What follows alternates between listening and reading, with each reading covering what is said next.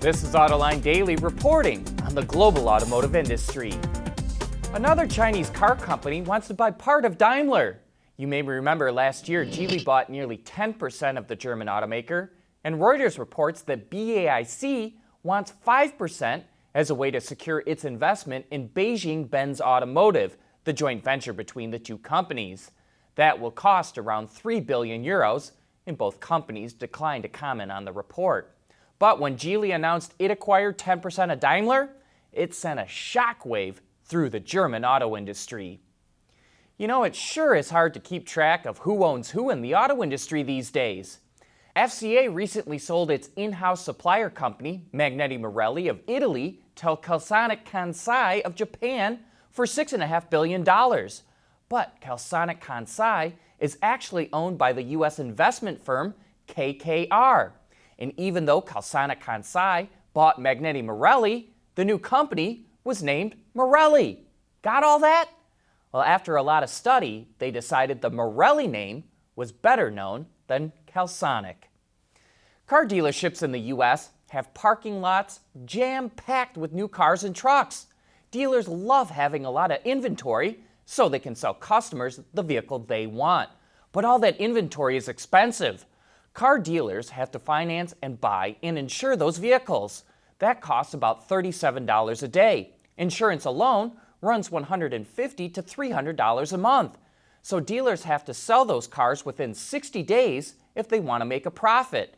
And in a time of shrinking margins, dealers need to focus on turning their inventory over more than they ever have had to before.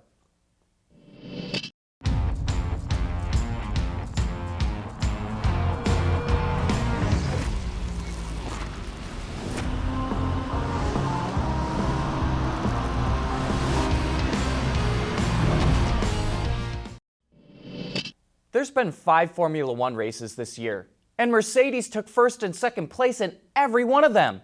And over the weekend, Lewis Hamilton ran away from the field in his Mercedes at the Spanish Grand Prix, leading every lap and beating out his teammate Valtteri Bottas to the checkered flag. Meanwhile, the IndyCar race on the road course at the Indianapolis Motor Speedway was a nail-biter from the start to the very end. Simon Pagenaud clawed his way through the field in his Penske Chevrolet and snatched the lead away from Scott Dixon in his Ganassi Honda with only 1 lap left to go.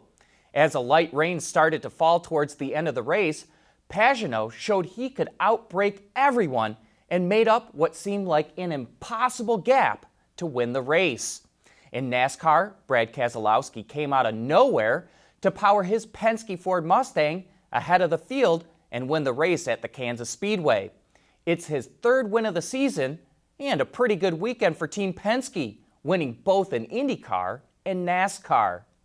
And speaking of racing, if you caught Netflix's 10-part series on last year's Formula One season called Drive to Survive, you noticed there were 2 big teams missing, Ferrari and Mercedes. Well, that could change. Ferrari team boss Mattia Binotto says it's an interesting program and the team is considering joining the series.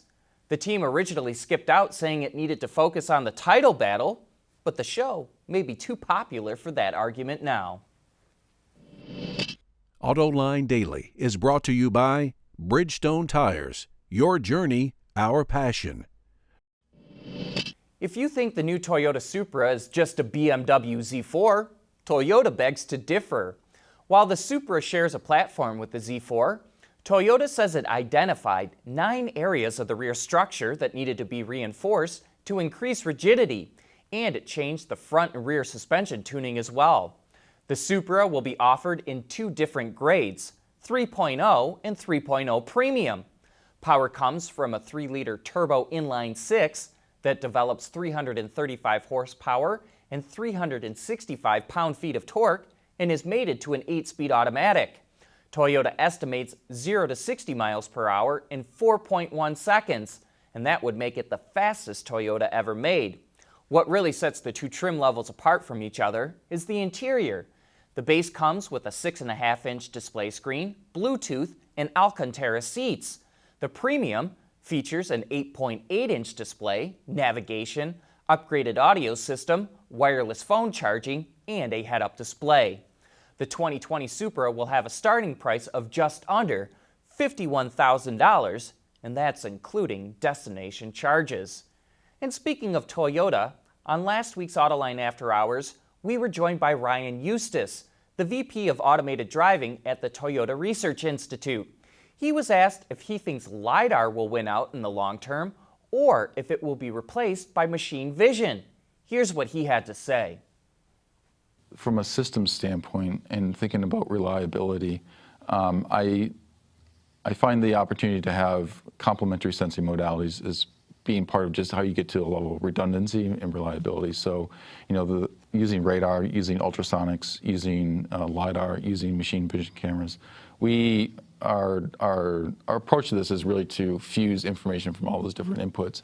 Now, I think in terms of how you go to market and productize some of this technology, there's a lot you can do with machine vision today, and it's getting better and better with a lot of the modern kind of deep learning tools that we're applying. But I would also say that the innovations that are happening in LIDAR, there's a lot going on right now, and also the commoditization, or kind of making the cost is coming down. Cost is coming down as well, right? Yeah. And you can watch that entire discussion right now on our website, Autoline.tv, or you can find it on our YouTube channel. But that's it for today. Thanks for watching, and please join us again tomorrow.